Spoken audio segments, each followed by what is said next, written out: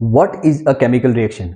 हम मिल्क को अगर रूम टेम्परेचर पे बाहर छोड़ देते हैं बिना गर्म किए तो क्या हो जाएगा, वो फट जाएगा। या फिर लोहे की कोई भी चीज है, अगर हमने उसे बाहर एनवायरमेंट में ह्यूमिड एटमॉस्फेयर में रखा तो क्या होगा। यहां पर हुई है एक केमिकल रिएक्शन। मिल्क जो होगा उसे हम नॉर्मल भाषा में बोलते हैं कि वो फट गया है, ठीक है। मिल्क जो है वो कन्वर्ट हो गया है, मींस उसमें केमिकल रिएक्शन हुई है। वैसे ही जो जंग लग गया है किसी लोहे के ऊपर या किसी आयरन की नेल के ऊपर, इट मींस उस वहां पर भी क्या हुई है, एक केमिकल रिएक्शन हुई है। तो केमिकल रिएक्शन में बेसिकली क्या हो रहा है कि जो भी इनिशियल सब्सटेंस है उसकी आइडेंटिटी चेंज हो रही है, उसका नेचर चेंज हो रहा है। तो केमिकल रिएक्शन है, it is a process in which new chemicals are formed. मतलब कोई भी सब्सटेंस है, अगर उसमें केमिकल रिएक्शन हुई है तो क्या बन रहा है, एक नया प्रोडक्ट बनकर आ रहा है। तो जो इनिशियल सब्सटेंस था, जो स्टार्टिंग का जो सब्सटेंस था, उसका क्या हुआ, उसका नेचर चेंज हो गया, उसकी आइडेंटिटी चेंज हो गई है, ठीक है। जैसे एग्जांपल है कि hydrogen and oxygen gives water. तो ये हाइड्रोजन गैस है, ऑक्सीजन गैस है, और ये क्या दे रहे हैं, ये दे रहा है वाटर। नाउ अब देखिएगा आप, ये जो हाइड्रोजन है वो क्या है, हाइड्रोजन इटसेल्फ बर्न। हाइड्रोजन क्या करती है, ये बर्न करती है। ऑक्सीजन क्या करती है, बर्न करने में हेल्प करती है, सपोर्ट करती है। पर वाटर का नेचर कैसा है, वाटर का नेचर इन दोनों से क्या है, बिल्कुल ही अलग है। कि जहां पर पानी होगा वहां पे आग नहीं होगी, जबकि इनका नेचर अलग था। और ये जो वाटर है वो किससे मिलकर बना है, इन दोनों से मिलकर बना है, जो कि बर्निंग में सपोर्टिव है और जो इटसेल्फ बर्न होती है। जबकि वाटर जो है वो बर्न नहीं होता है। तो अ न्यू केमिकल और new substance is formed in a chemical reaction. Fine.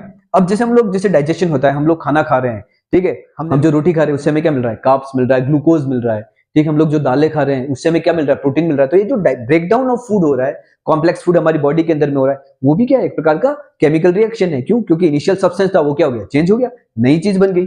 अब ये केमिकल इक्वेशन क्या चीज है, तो देखिए केमिकल इक्वेशन ये है कि जैसे कोई example, I am giving you one example, कि आपने वुड को बर्न किया, ठीक है। ये आपने प्रैक्टिकल कर रहे हैं कि आपने वुड को क्या किया, बर्न किया। वुड को जब आपने बर्न किया तो you are getting this gas, carbon dioxide, ठीक है।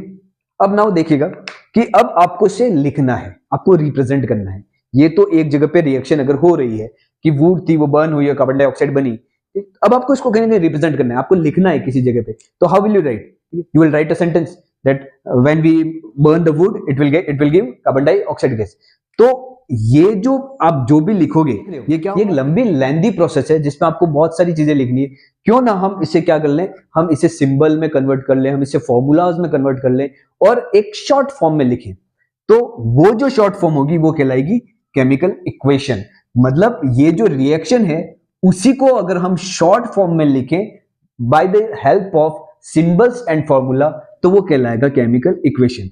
तो एक्चुअल में ये चीज हो रही है, केमिकल रिएक्शन है वो एक्चुअल में हो रही है, और जो केमिकल इक्वेशन है वो क्या है, वो जस्ट रिप्रेजेंटेशन है, ठीक है। A simple representation of a chemical reaction.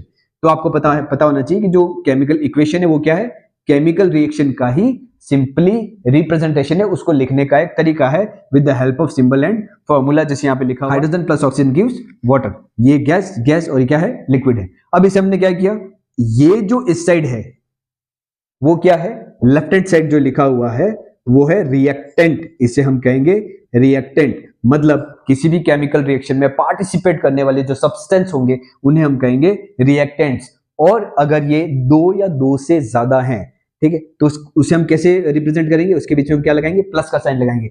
यहाँ पे दो रिएक्टेंट है, अगर एक और होता तो मैं फिर प्लस लगा के उसको शो करता। नाउ ये कहलाएगा product, this is a product which is written on the right hand side of the chemical equation. आप क्या कर रहे हो, उसको राइट हैंड साइड में लिख रहे हो प्रोडक्ट को। इसमें भी यहां पर कितने हैं, एक ही प्रोडक्ट है। अगर प्रोडक्ट नंबर ऑफ प्रोडक्ट्स भी दो या दो से ज्यादा होंगे तो उसे हम कैसे शो करेंगे, बीच में प्लस का साइन लगा के। एरो क्या कर रहा है, एरो शो कर रहा है आपका द डायरेक्शन ऑफ रिएक्शन, की रिएक्शन की डायरेक्शन किस तरफ है, इस तरफ है। ये रिएक्टेंट है और ये क्या बन रहा है, प्रोडक्ट बन रहा है, ठीक है। अब जो केमिकल रिएक्शन हो रही है, हमें कैसे पता लगेगा कि केमिकल रिएक्शन हुई है या नहीं हुई है, ठीक है। तो उसके कुछ कैरेक्टरिस्टिक्स है। तो स्टेट चेंज हो सकती है, कलर चेंज, टेम्परेचर चेंज हो सकता है, इवोल्यूशन ऑफ अ गैस, कोई गैस प्रोड्यूस होगी उसमें, या फिर प्रेसिपिटेट बनेगा। प्रेसिपिटेट क्या चीज है ये मैं आपको आगे इस चैप्टर में बताऊंगा। तो ये सारे ऐसे कैरेक्टरिस्टिक्स है कि इनमें से कोई ना कोई चीज होती है जिससे हमें पता लगता है कि केमिकल रिएक्शन हुई है।